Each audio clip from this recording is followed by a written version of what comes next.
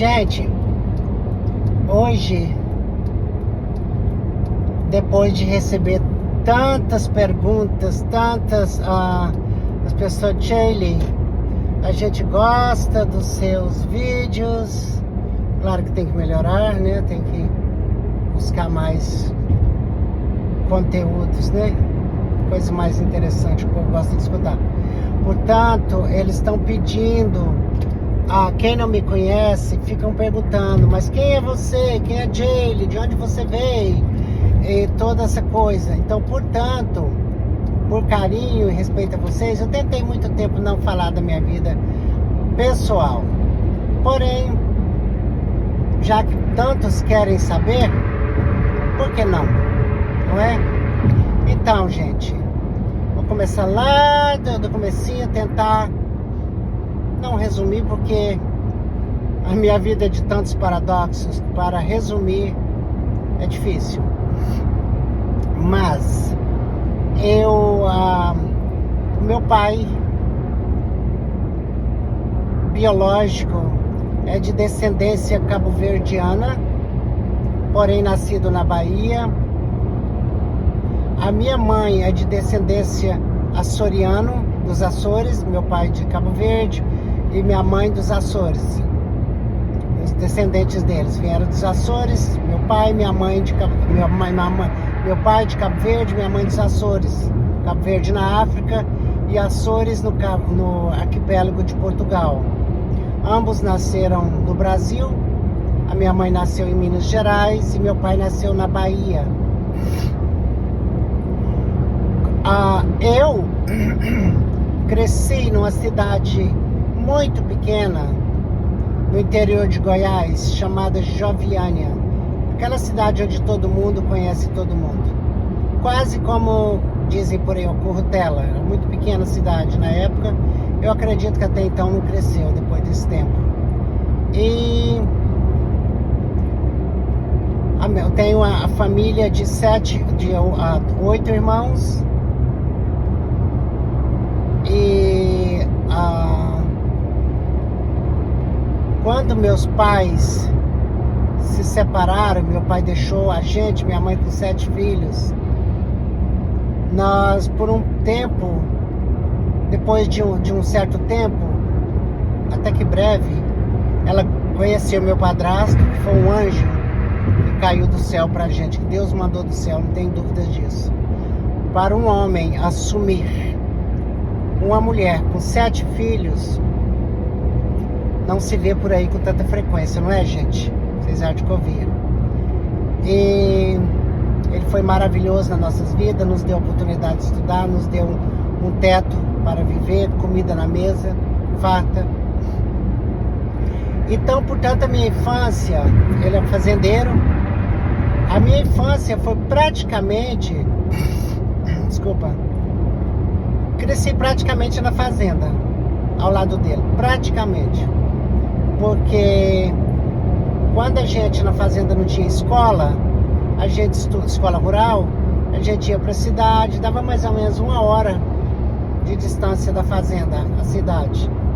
A gente ficava na cidade, e eu muito ainda criança, mas eu sempre tomava a linha de frente, para minha mãe ficar com ele na fazenda, o máximo possível, de tempo possível. Eu ficava na cozinha, ajudava, fazia a limpeza, aquela coisa toda, né?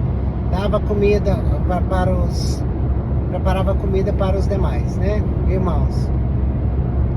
Sempre assumi essa responsabilidade. Uma coisa natural, não foi nada que a mim foi imposto.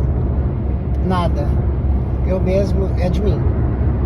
E quando chegava na época das férias, nos finais de semana, a gente ia, aquela tropa, para a fazenda.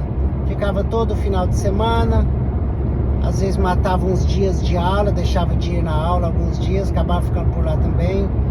Então, e depois, quando eu comecei a crescer um pouco mais, aí eu já comecei a mudar o meu horário para a noite de escola.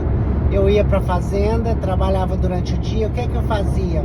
Ajudava eles a cozinhar para o pessoal, os assistentes dele da fazenda, né? Tinha um agregado, uma pessoa que morava, um caseiro, né, no caso, que a esposa cozinhava. Só que ela não dava conta na época da colheita. Então eu cozinhava com ela, ajudava a levar comida na roça, o pessoal comerem o almoço.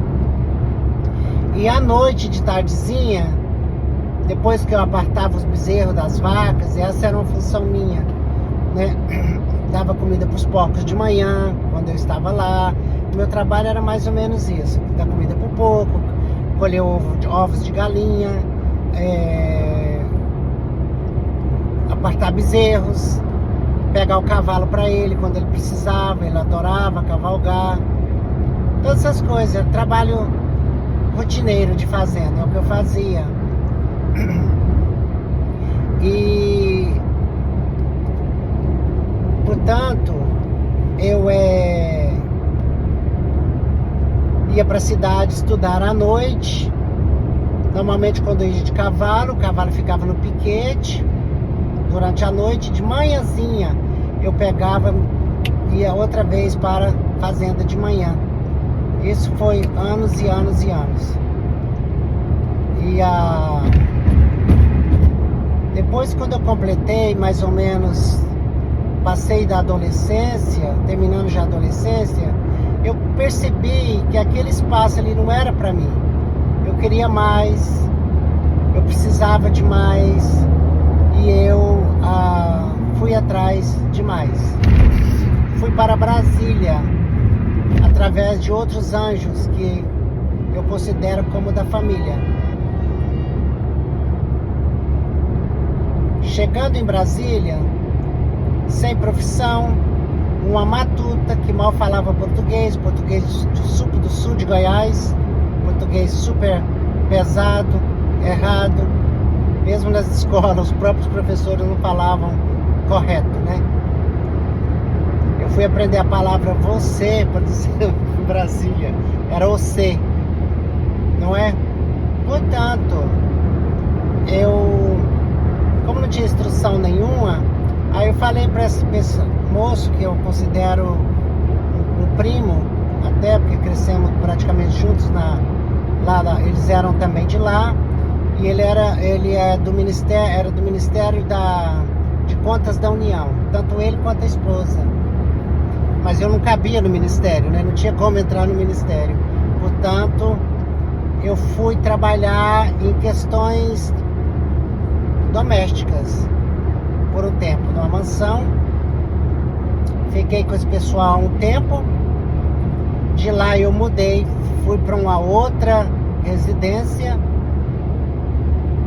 Não foi fácil, foi um período muito difícil. Eu nunca tive uma hora nem para começar, nem para trabalhar. Para começar, nem para parar o serviço de casa. Mas também nunca reclamei. Absolutamente nada. Aliás, eu agradecia muito saber que eu tinha saído daquele sol e chuva, né? Porque ali é cruel, né? Se dá a vida de roça. Portanto, o mais difícil de tudo foi despedir da família. Foi uma coisa, eu fui chorando de Goiás até Brasília. Foi muito difícil. Muito difícil. Cheguei em Brasília com os olhos já inchados de tanto chorar. Nunca havia saído de casa. Saía, mas por ali, né? Então, assim, por 3, 4 dias, uma semana, e voltava. Pra longe, assim, né? Nunca tinha visto uma cidade grande. Nunca tinha ido a Goiânia, que é a capital do meu estado. A primeira vez que eu vi Goiânia foi de passagem. Só cheguei na rodoviária e de lá parti para Brasília, que é caminho. E depois desse tempo, eu conheci uma outra boa samaritana que perguntou para mim se eu estava contente fazendo aquele serviço, se eu queria fazer aquilo pro resto da vida. Mudando, estudava também. Gente, à noite, trabalhava o dia todo e à noite eu ia estudar. Na escola eu praticamente dormia na escola. Eu fiz provão de fundação, eu estudei em várias escolas em Brasília, mas era muito difícil conciliar o trabalho árduo, pesado com a escola. Conversando com essa senhora, outro anjo, eu tenho vários anjos na minha vida, que eu tenho agradecimento e gratidão eterna por tanta gente, não só por eles, mas por tantos outros. Perguntou se eu queria trabalhar de assistente de cabeleireiro, que ela tinha um amigo, cabeleireiro dela inclusive, que estaria precisando. Eu disse, por favor. Aí ela me deu apoio na casa dela, eu fiquei na casa dela e ia pro salão. De manhã eu levantava para não morar de graça, eu corria, limpava quintal, rastelava, fazia umas coisinhas básicas, ajudava a preparar o café da manhã, preparava a mesa, já deixava tudo pronto e ia andando para o salão. Dava mais ou menos uns 25 a 30 minutos andando para o salão. Eu ia andando, passando por dentro, chegava no salão e trabalhava o dia todo e voltava para casa à noite, ainda ia fazer outras coisinhas também de casa. Não que ela pedisse, mas eu que sentia por obrigação minha, que eu teria que fazer. E por gratidão também, o apoio que ela estava me dando. Fiquei nesse salão mais um bom tempo, trabalhei lavando o cabelo, lavava o cabelo de noite, o dia todinho. De noite eu voltava para casa, como eu disse. Aí um dia ele disse para mim, não existia toalha. Máquina de lavar toalhas e secadora também não existia no salão naquela época. Ele tinha na casa dele. Aí ele juntava aquelas sacas enormes de toalhas e a funcionária dele, doméstica, lavava aquilo até terminar. Acho que era até as 3, né, da noite, da madrugada.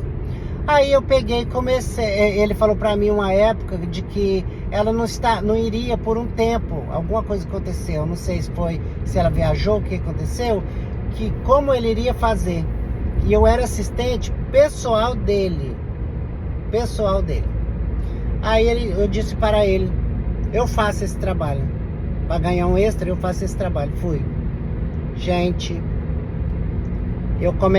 nós saíamos do salão, ele e eu chegávamos no salão, eu tinha que estar no salão 8h30 da manhã, porque o salão abria às 9h, eu já tinha que estar preparando toda aquela questão de toalha, deixar tudo prontinho para botar minha roupinha de uniforme, para que o cliente chegar, eu já estar pronta para começar a lavar cabelo, fazer shampoo. Não é lavar cabelo, é fazer shampoo. Tanto que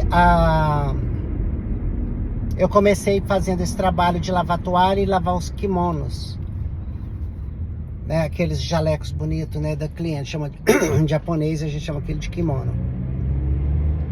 Ficava até as 3 da manhã lavando, secando, e alguns teria que passar também no ferro até as 3 da manhã.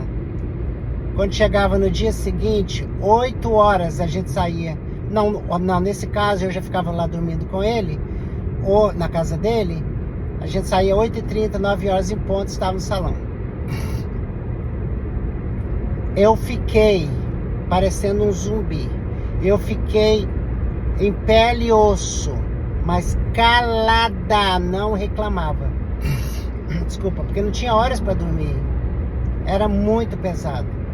Isso eu fiz por acho que uns 6 meses eu fazendo esse trabalho. Até que a moça voltou. Aí as coisas tranquilizaram para mim. E depois de um bom tempo fazendo shampoo, eu comecei a ir para a escola, um período de cabeleireiro, que esse moço me falou, é bom que você vá para a escola para que você se profissionalize.